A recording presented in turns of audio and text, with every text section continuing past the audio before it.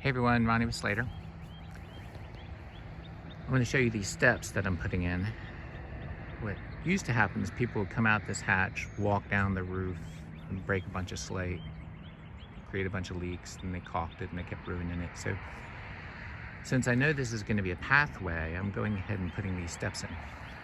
These are 3/16 aluminum, and I spray painted these black, added sand in the treads to give a little texture, and I made them twice the width of the normal slate. Show you how the inside looks. Lots of drainage. There's actually none of these at the moment that are fastened. They're all just floating, and I'm going to fasten them in the attic tomorrow on a rainy day.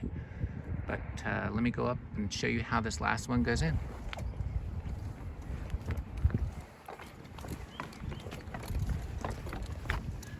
Okay, so what's important is this shim.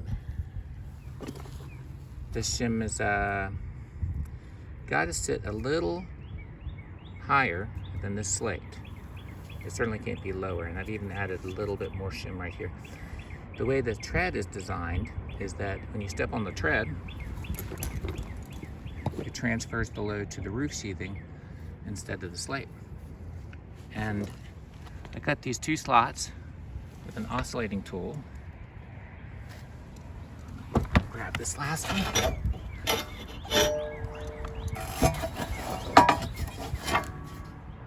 So now you can see the flanges.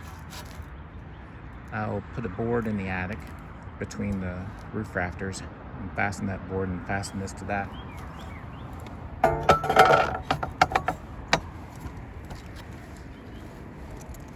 And what I'm doing is I slate over all these and let this whole system float and find exactly where it wants to be, and then when I fasten it in the attic, it'll sit there and not fight itself.